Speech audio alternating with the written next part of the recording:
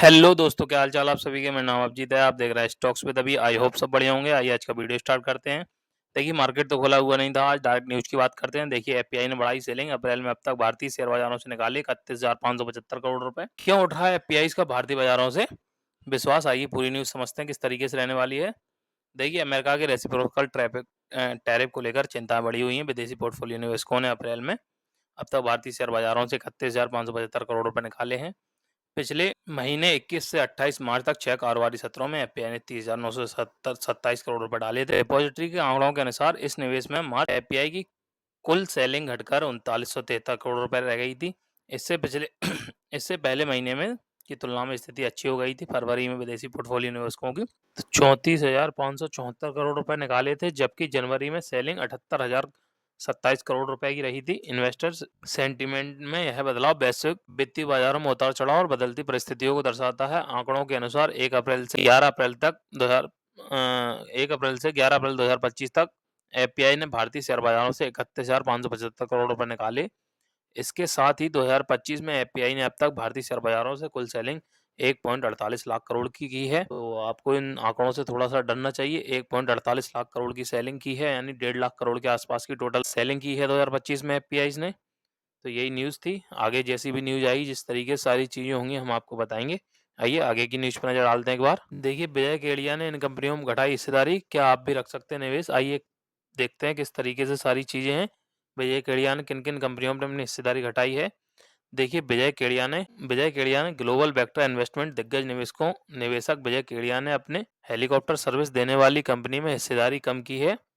Trendline अब उपलब्ध data के मुताबिक उन्होंने चौथी तिमाही यानी क्वार्टर फोर के 2025 के नतीजे कंपनी में हिस्सेदारी 0.21% यानी 21 बेसिस पॉइंट घटा दी है। यही है, हेलीकॉप्टर सर्विस देने वाली कंपनी है।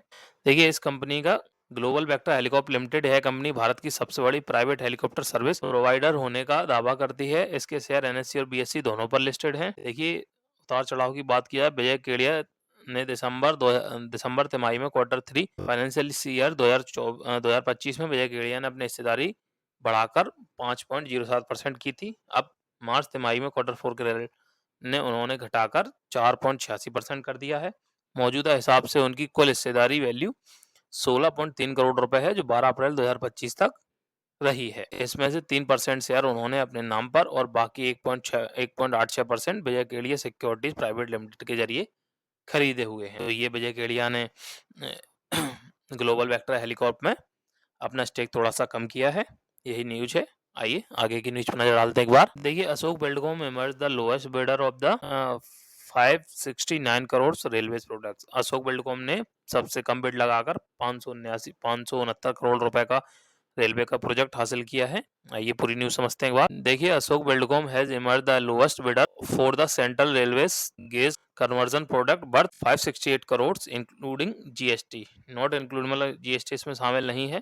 The project scope include the construction of the earthwork, major and minor bridges, and the civil works along 53.3 kilometers stretch between Pachora and Jamner, including Pachora Yard and road over bridge. The project is expected to be complete in 30 months. देखिए पचोरा और जामनेर के बीच 53 kilometre में काम होना है, जिसमें मिट्टी का काम होना है, छोटे बड़े ब्रिज बनने हैं। तो ये टोटल प्रोजेक्ट है 568 करोड़ का, जो अशोक बिल्डकॉन को मिला है। इन्हें सबसे कम बिड किया था। तो यही न्यूज है। अगर इसके शेयर पे आप देखना चाहें तो देख सकते हैं। इस तरीके से सारी न्यूज आएगी, आगे हम बताएंगे आपको। आइए आगे की न्यूज पे नजर डालते हैं एक बार। देखिए अगले हफ्ते इन कंपनियों के शेयर एक्स डेट पर करेंगे ट्रेड। आइए पूरी जानकारी लेते हैं डिविडेंड कौन सी कंपनी देने वाली है। देखिए अगले हफ्ते कई कंपनियां शेयर डिविडेंड स्टॉक स्प्लिट और अनकॉर्पोरेटेड एक्शन के लिए एक्स डेट पर ट्रेड करेंगी। इन कंपनियों में मजगांव डॉक भी है और सनोफी इंडिया भी है, consumer health care limited, Sanofi consumer health care limited है, हेक्साकेयर टेक्नोलॉजीज है, क्वेस कॉर्प लिमिटेड है, एक्मे फिनट्रेड है। ठीक है, ये सारी कंपनियां लिमिटेड है। एक्स ट्रेड्स 15 अप्रैल से 17 अप्रैल 2025 के बीच रहने वाली है।